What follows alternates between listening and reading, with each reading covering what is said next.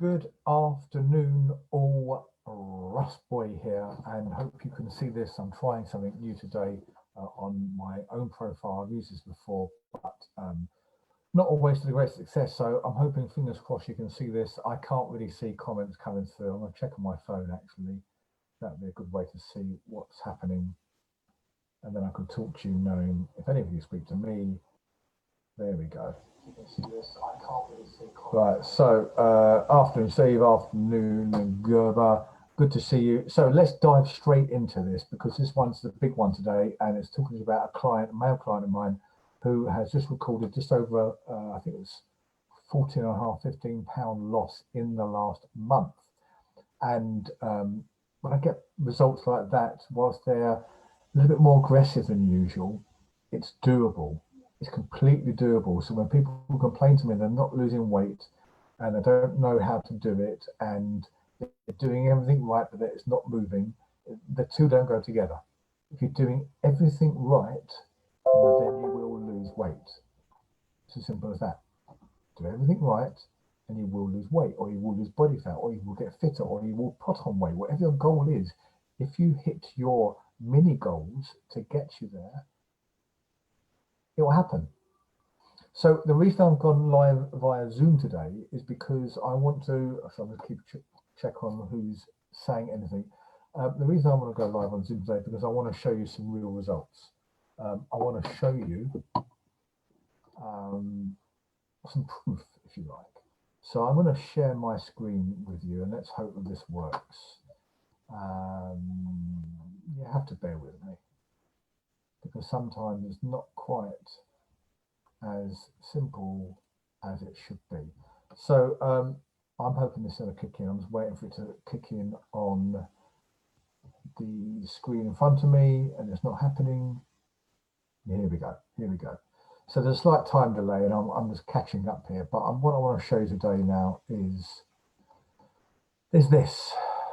So this client had got quite along the way already. Had decided that we decided together that actually the previous meal plan they've been working off had served its purpose, and it was time to then move on now and start tracking calories.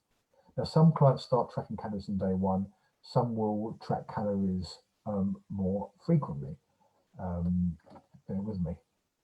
Just realised you're not seeing what I'm seeing.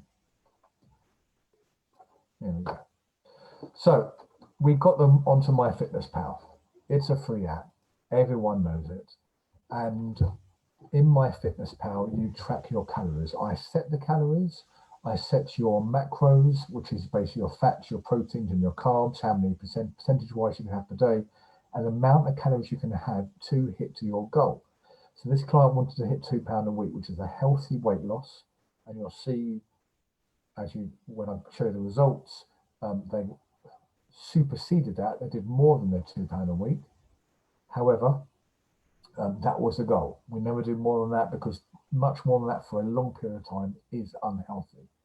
So you can see here there's a red line going across, and I'm hoping you can see my cursor. If you can't, apologies, but there's a red line going across, and that red line is their calorie count for the day. Now this red line has actually been moved down today because we've reset their calories because they've lost weight. But it was sitting around about 1,600 calories per day. So their goal was to hit 1,600 calories a day. And you can see here, we're going for the last month. So we're going from the 17th of May here, all the way through to the 14th of June today, or 15th of June today. So it's a full month. Now, I haven't got the patience nor the client to put these figures in unless they're real.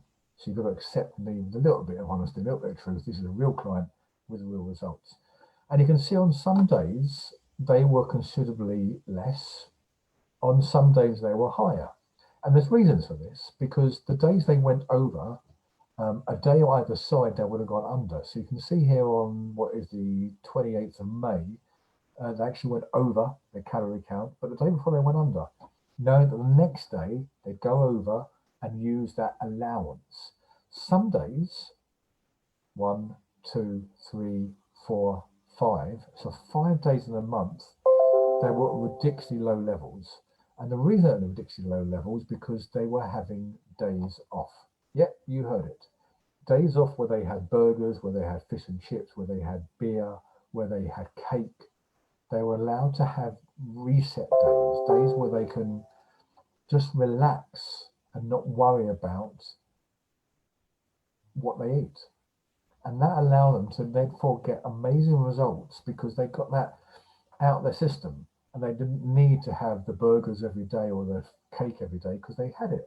They had it on certain days.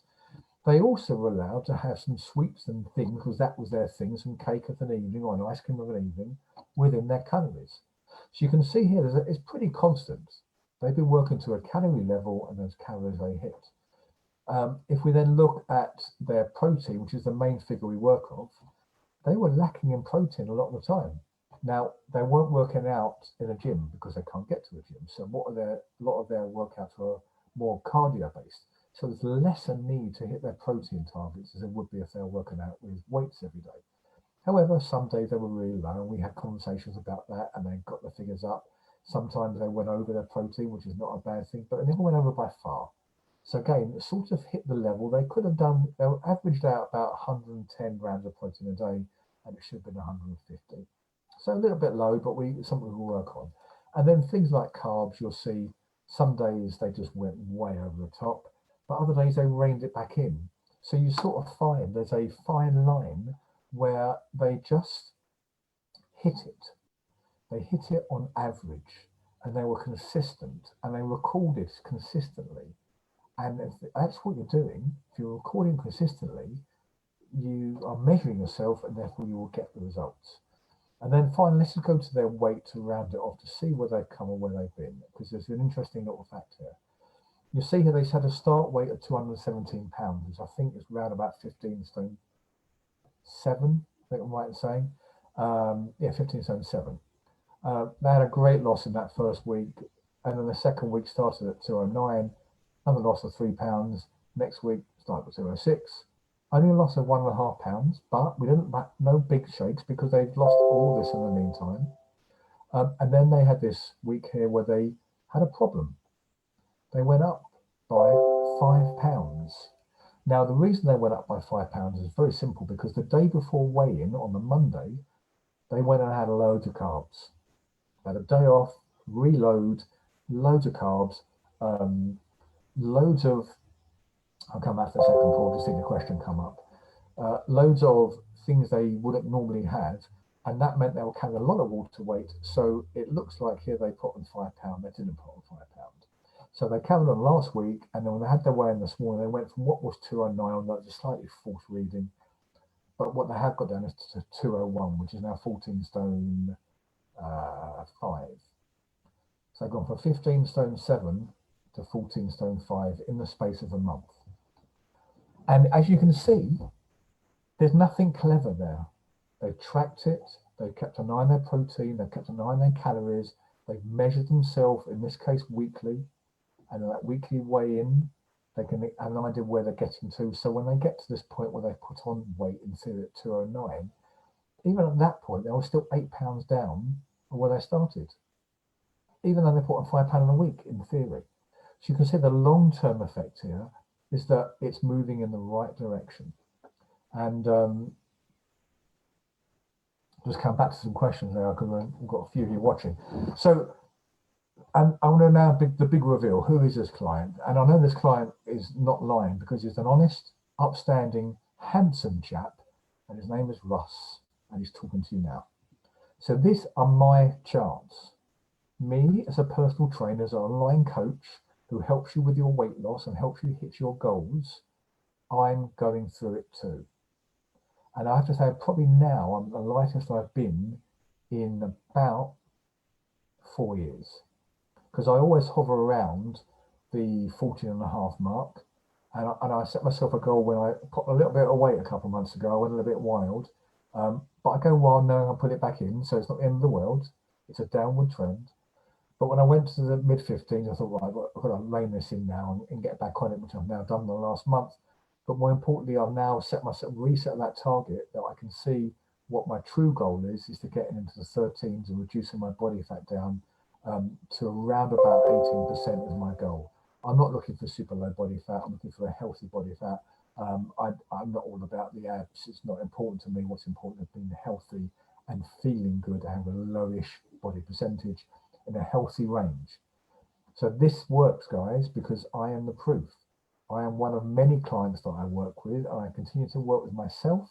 And the one reason this has worked more than anything else, that I've been in an accountability group with other coaches spurring each other on. And because of that and my desire to achieve, it works.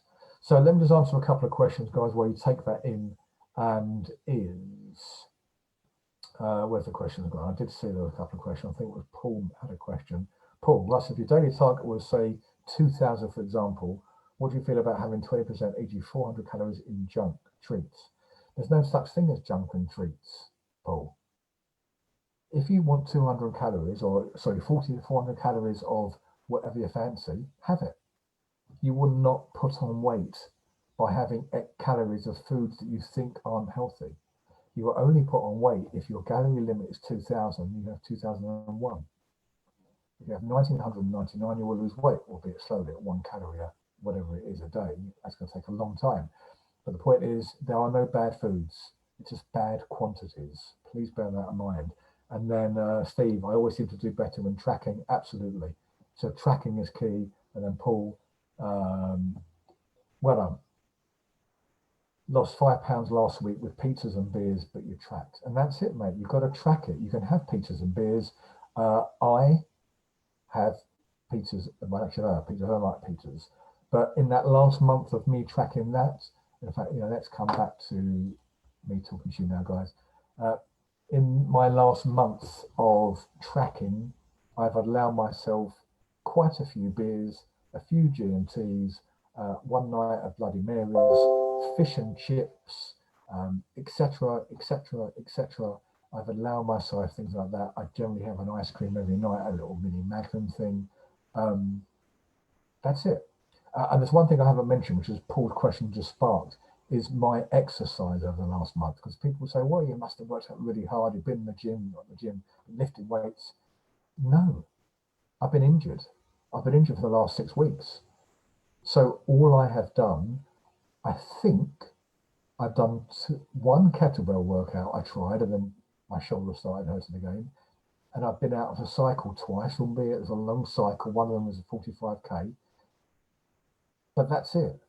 So we take 3 days of intense workout, and the rest of the days, the one bit of exercise I've done is walked, consistently walked, but on average, 10 to 12,000 steps a day, which is, I don't know, an hour and a half it takes me, give or take. It may take you a little bit longer. So with no intense exercise, with just walking and eating and tracking whatever I want to eat, I've lost over a stone. And I didn't start from a big place, if that makes sense. When I get clients come to me in their early 20 stones, I expect them to lose a stone in a month because they've got more to lose. But I didn't start from a huge place.